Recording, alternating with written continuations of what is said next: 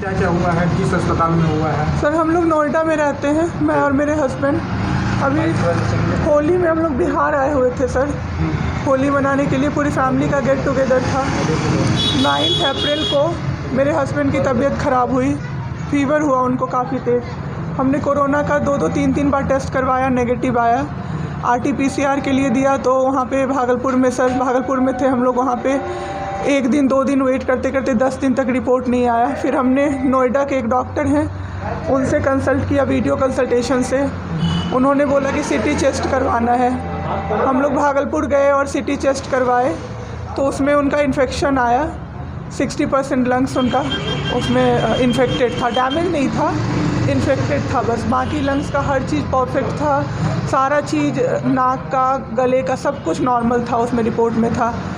फिर हम लोग नेक्स्ट डे ग्लोकल हॉस्पिटल है भागलपुर में, ग्लोकल हॉस्पिटल लेके आए, वहाँ पे एडमिट कराया हमने ICU में। मेरी मदर की भी तबीयत ख़राब थी, मेरी मम्मी और मेरे हस्बैंड दोनों एक साथ एडमिट हुए। वहाँ पे इतनी लापरवाही हुई उनके साथ, इतनी लापरवाही हुई। डॉक्टर्स आते थे बस विज़िट के लिए, 10 मिनट देख के गए। उसके अलावा जितने भी वहाँ पे नर्स थे, कंपाउंडर्स थे, सारे के सारे जल्लाद थे सर। कोई दवाई तक नहीं देना चाहता था पेशेंट। मेरी मदर टचवुड बेटर कंडीशन में थी थोड़ी, मेरे हस्बैंड बोल भी नहीं पा रहे थे उस समय तक, इशारे से पानी का ऐसे ऐसे बताते थे, लेकिन कोई उनको पानी नहीं पिलाता था सर। वो मुझे हार के फ़ोन करते थे कि पानी पिला दो। जब मैं अंदर जाती थी तो ये लोग हल्ला करते थे कि क्यों जा रहे हो अंदर। फिर भी मैं जाके उनको पानी पिलाती थी, जूस पिलाती थी। रेमडेसिविर इंजेक्शन का नाम आप लोगों ने अभी तक सबने सुन लिया होगा कि कितनी मुश्किल से मिल रहा है। डॉक्टर ने वहाँ सजेस्ट किया, मेरे 2-2 पेशेंट थे वहाँ, हमने बहुत मुश्किल से अरेंज किया। जब वो इंजेक्शन मिला तो एक दिन रात को जब इंजेक्शन देने लगे, हाफ़ इंजेक्शन फ्लोर पे गिरा दिया उन्होंने। हमने कहा कि इतना महंगा इंजेक्शन है, इसी का असर होके ठीक होते ये आपने कैसे गिरा दिया। उन्होंने कहा कि 50,000 का भी गिरा देता ना तो तुम कुछ नहीं कर पाती अभी। हम लोग चुपचाप वहाँ से सर हट गए। थोड़ी देर बाद वहाँ पे मेरे हस्बैंड को मैंने देखा कि उन्होंने 2-3 बार पॉटी किया था, यूरिन पास किया था, कोई क्लीन करने नहीं आ रहा था सर। 6 घंटे से वो उसी गंदगी पे पड़े हुए थे। उन्होंने मुझे फिर फ़ोन किया, बस फ़ोन कर पाते थे सर, बोल भी नहीं, बस मिस्ड कॉल आती थी, मैं समझ जाती थी कि कुछ परेशानी है उनको। जब मैं गई तो मैंने देखा पूरे गंदे बेड पे मेरे हस्बैंड 6 फीट 2 इंच के सर, पूरे गंदे पे वो सोए हुए थे सर। मैंने ज़बरदस्ती सबको बुलाया। एक आदमी था ज्योति कुमार करके, ज्योति कुमार, सब लोग ध्यान से इसको कवर कीजिए। ज्योति कुमार एक कंपाउंडर था वहाँ पे, Glocal hospital Bhagalpur. Jyoti Kumar compounder है वहाँ का, मतलब जो अटेंडेंट सब होते हैं ना वो है, लड़की नहीं है, लड़का है ज्योति कुमार। उसको मैंने रिक्वेस्ट किया कि भैया प्लीज़ आप मेरे हस्बैंड की मदद कर दीजिए, रात में ये लोग रुकने नहीं दे रहे हैं मुझे अपने पास, इनके पास। उसने बोला ठीक है ज़रूर मदद करूँगा, ये कह के, और मैं अपने हस्बैंड से बात करने लगी, इशारे से ही वो बात कर रहे थे, मैं बोल रही थी। अचानक से मेरा दुपट्टा खिंचाया बहुत ज़ोर से। मैंने सोचा क्या हो रहा है, तो मैंने पीछे मुड़ी तो मेरे कमर पे उस आदमी का हाथ था और मेरा दुपट्टा वो ज्योति कुमार खींच रहा था। मेरी माँ पीछे से चिल्लाई, मेरे हस्बैंड ऐसे ऐसे होने लगे, पूरा पसीना उनको चल गया, कुछ बोल नहीं पा रहे थे वो। जब हम लोग ठीक थे ना, मैं बाहर निकलती थी ना, कोई मुझे ऐसे देखता था ना नॉर्मली ही तो कहते थे आँख निकाल लूँगा, क्या सोच के इसको देख रहे हो। और मेरे हस्बैंड उस दिन बेड पे पड़े हुए देखते रहे कि मेरी वाइफ का कोई दुपट्टा खींच रहा है। और जब मैंने उस आदमी को देखा ना तो वो मुस्कुरा रहा था। मैंने ऐसे दुपट्टा खींचा और मैं कुछ नहीं बोल पाई, डर से कि मेरे हस्बैंड यहाँ पे है, मेरी माँ यहाँ पे है, ये लोग कुछ कर देगा, इस डर से मैं कुछ नहीं बाहर निकली। मैं बाहर निकल के मैं दम से बैठ गई। वो आदमी मेरे पास फिर आया, मुस्कुरा के बोला मैं ध्यान रखूँगा। मैंने बोला ठीक है भैया आप ध्यान रखना। मैंने कुछ नहीं बोला उसको, कुछ भी नहीं।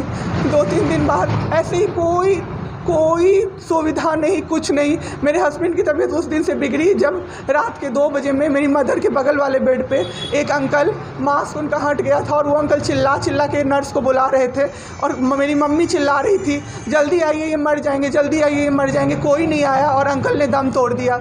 ऐसे 3-4 लोग उस 2-3 दिन के अंदर दम तोड़े हैं, बिना केयर के, बिना नर्स के आए। सारी नर्स टेबल कुर्सी लगा के सो जाती थी, कहती थी पागल हो गए हैं हम ही, अब मर जाएंगे इस कोरोना के चक्कर में, अब तो क्यों जॉब कर रहे हो, छोड़ दो, आपकी जगह कोई और आ जाएगा। उसके बाद वहाँ से बाई पैप वहाँ उस हॉस्पिटल में नहीं अवेलेबल था। मेरे हस्बैंड की तबीयत एक दिन बहुत ख़राब हो गई, उन्होंने मायागंज रेफ़र कर दिया, भागलपुर मायागंज हॉस्पिटल। हम लोग जब भी मायागंज आए, मायागंज की और हालत ख़राब, ICU में 4 बेड था। मेरे हस्बैंड के बगल वाले बेड पे 4 लोग 6 से 7 घंटे में 4 लोग ख़त्म हुए। क्यों ख़त्म हुए? वो नर्स को बुला रहे थे, सिस्टर आ जाओ, दिक्कत हो रही है, दिक्कत हो रही है, और सिस्टर नहीं आती थी। एक अंकल तो बुलाते बुलाते उलट के गिर गए, पूरा सर फूट गया, ब्लड और मर गए वो अंकल वहीं पे। इतना मेरे हस्बैंड डर गए। शाम होते होते मेरे हस्बैंड की तबीयत अचानक से ख़राब होने लगी, पूरा ये सब ड्राई हो गया, एक लेयर वाइट कलर का जम गया उनके ऊपर, बहुत ज़्यादा तबीयत ख़राब हो गई।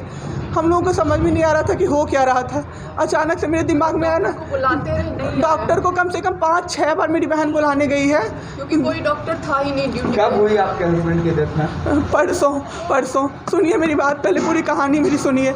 मेरी बहन 5 बार 6 बार गई है बुलाने डॉक्टर को मायागंज में, तो डॉक्टर क्या कह रहे हैं, यार रात में भी सोने नहीं दोगे, रात में भी सोने नहीं दोगे। जब हमने देखा जाके सर, तो लाइट ऑफ, इमरजेंसी के नाइट डॉक्टर्स का लाइट ऑफ, और सब नीचे बिछा के मूवी देख रहे हैं और सो रहे हैं, और दरवाज़ा तक नहीं खोला सर।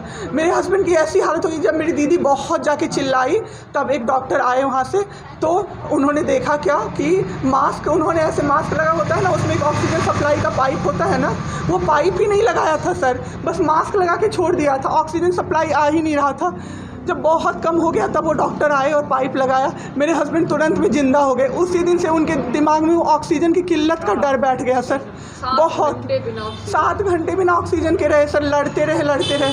फिर उस दिन इतना वो डर गए, वो बोले नहीं अब हमको कहीं बाहर लेके चलो। दिल्ली में सर हमने बेड का किया, बहुत पता नहीं था, दिल्ली में कहीं भी जगह नहीं था। हम पटना आए, राजेश्वर हॉस्पिटल में सर पटना आए। यहाँ पे इन्होंने कहा ICU में अटेंडेंट नहीं अलाउड हैं, नहीं जाओगे आप। मेरे हस्बैंड रोने लगे कि मेरी वाइफ को बस भेज दो, वो रहेगी तो मैं ठीक हो जाऊँगा। इन लोगों ने नहीं अलाउ किया सर। मैंने देखा एम्बुलेंस से हम लोग भागलपुर से पटना आए थे राजेश्वर, रास्ते में उनको 3 बार पॉटी हुई थी सर। उसी गंदे बेड पे उनको 4-5 घंटे राजेश्वर में सुलाया रहा। मैं 10 बार जाके बोली बाहर से कि सर प्लीज़ बेड क्लीन कर दीजिए, वो हम लोग देख लेंगे ना। एक डॉक्टर निकले, मैंने बोला, वो मेरे हस्बैंड अंदर से ना बोल नहीं पा रहे थे ना, अंदर से ऐसे कर रहे थे, बुला रहे थे सबको। मैंने कहा सर वो बुला रहे हैं किसी को बाहर से, तो एक डॉक्टर मुझे कहता है अरे छोड़िए ना, वो छोड़ा तो ऐसे ही बौखला रहा है जब से आया है। मैं उस समय कुछ नहीं कर पाई सर। उसके बाद उनका ऑक्सीजन लेवल जब 37 हो गया, तब मेरे साथ मेरी दीदी थी, मेरे जीजा जी थे और मेरे जेठ थे। तब मैंने अपने जीजा जी को बोला कि अब मेरे से नहीं रहा होगा, मुझे किसी तरह से अंदर भिजवाइए। तब उन्होंने ज़बरदस्ती मुझे अंदर भेजा और 37 से 74 मैंने कर दिया 10 मिनट में। मेरे बाबू का ऑक्सीजन लेवल मैंने बढ़ा दिया। उसके बाद इन लोगों ने मुझे बोला, मैंने बोला सर अटेंडेंट अलाउड है, सारे के अटेंडेंट बैठे हुए थे। तो एक डॉक्टर ने मुझे बोला अटेंडेंट अलाउड नहीं रहेंगे तो कैसे काम चलेगा, सब तो कोरोना से बीमार पड़ रहे हैं, हम लोग कितना देखें, हम लोग क्या मर जाए खांसते सबको देख के। बैठिए चुपचाप और देखिए। 15 दिन तक सर एक टेबल पे एक लगातार मैं बैठी हूँ। आज 1 महीना पे मैंने ब्रश किया है सर, 1 महीने पे ब्रश किया है मैंने। बाबू को बहुत ठीक कर दिया, इतना स्ट्रॉ लगा के सर, मास्क के अंदर से स्ट्रॉ लगा के बाबू को मैंने जूस, दाल, रोटी सब कुछ पिलाया सर। इतने ठीक हो गए ना कि जो डॉक्टर फर्स्ट डे बोला था ये बचेगा नहीं, वो डॉक्टर सर 3-4 दिन बाद कहता है टचवुड क्या कर दिया आपने इनके साथ, ये तो एकदम ठीक हो गए, गजब का फाइट दिया आप दोनों ने मिल के। मुझे क्या पता था कि मैं फाइट दे रही हूँ और ये लोग मेरे बाबू को ख़त्म कर देंगे। इतना ऑक्सीजन का किल्लत सर, मेरा बाबू डर गया बहुत ज़्यादा। ऑक्सीजन सिलेंडर देखता था और कहता था हाँ वो ख़त्म हो जाएगा, वो ख़त्म हो जाएगा। मैं कहती थी नहीं ख़त्म होगा बाबू। 1.5 घंटे के लिए सर ऑक्सीजन सप्लाई बंद रहता था। बाद में हमें पता चला ये लोग ब्लैक मार्केटिंग कर रहे हैं अंदर में ऑक्सीजन सिलेंडर का। जो अस्पताल वाले हैं ना, वो ऑक्सीजन सप्लाई बंद कर देते थे ताकि बेचैन होके लोग खरीदें उन्हीं से। हम भी खरीदे सर, मैंने भी खरीदा, क्या करते हमें भी तो चाहिए था। परसों सर सुबह में हमारे पास एक ही सिलेंडर था, पाइपलाइन बंद हो गया। मेरे हस्बैंड को बाईपैप लगा हुआ था, उनको 2 सिलेंडर से जाना था, एक ही सिलेंडर था। सिलेंडर मांगते कहीं नहीं मिला सर, मेरे हस्बैंड ख़त्म हो गए।